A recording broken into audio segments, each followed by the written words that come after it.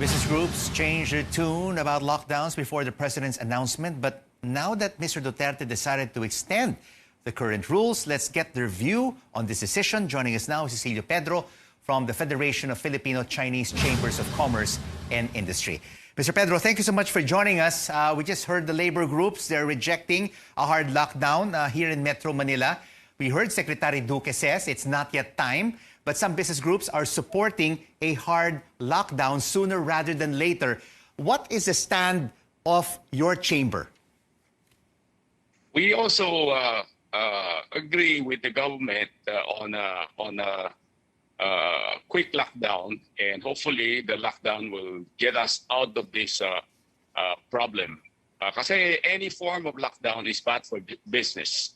I think we are just about to start recovering from our previous hard lockdowns for the last 1.5 years.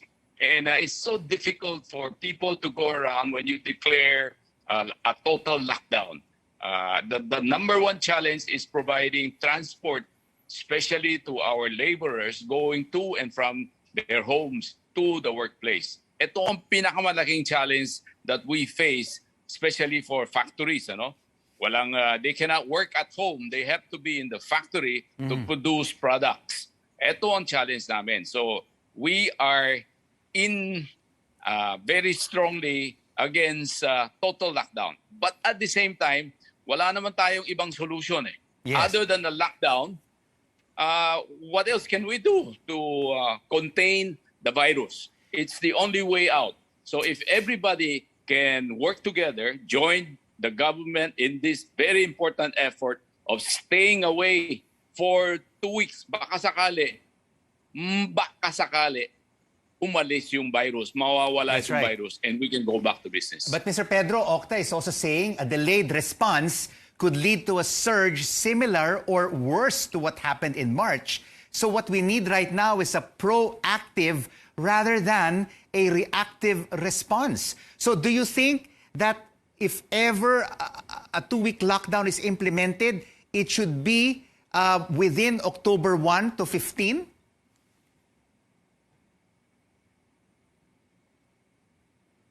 I believe we should do it as early as possible.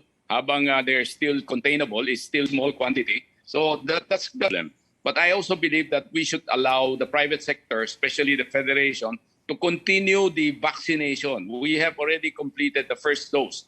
And we're just about to start the second dose, which is crucial for us to vaccinate our workforce inside the company. And hopefully, this vaccination will help them fight the virus.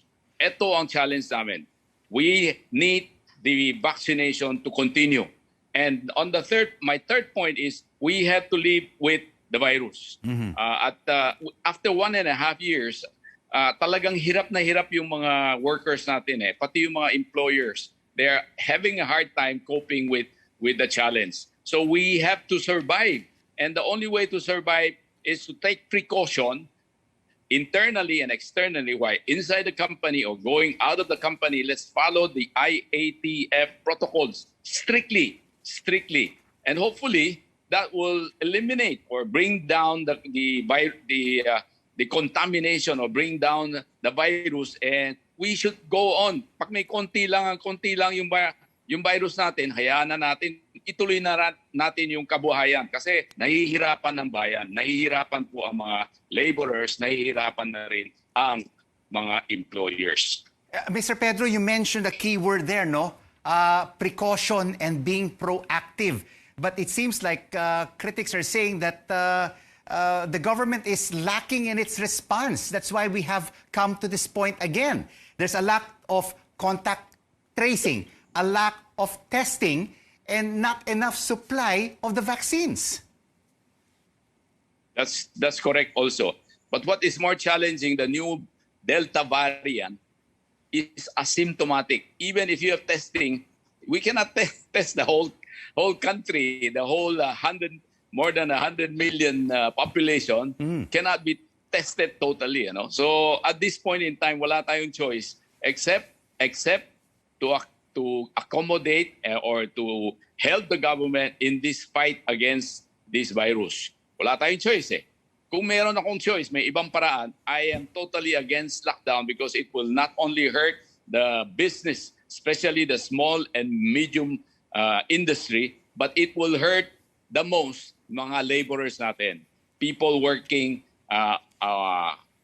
with a minimum salary. Sila ang pinaka nahihirapan. But nobody really wants a lockdown or a semi-lockdown.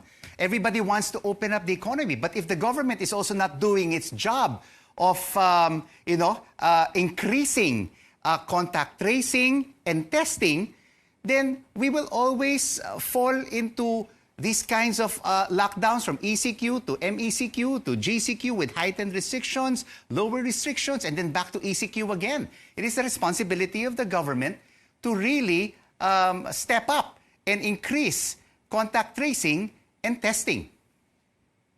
I agree with that. I agree with that assessment, Rico. The government is tasked with this very important what do you call this mission, which is to continue this contact tracing.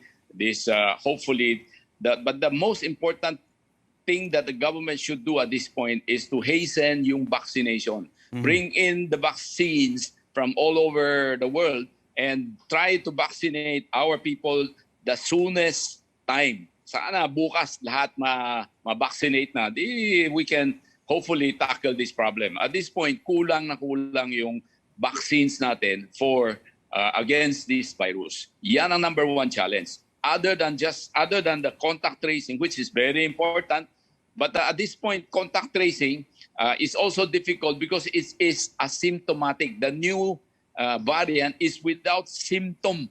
Yan ang challenge. Hindi natin alam kung sinong i-contact tracing natin. Wala naman siyang symptom. But at the end of the day, yung pala sila ay carrier of this variant, Delta variant, which is really very scary.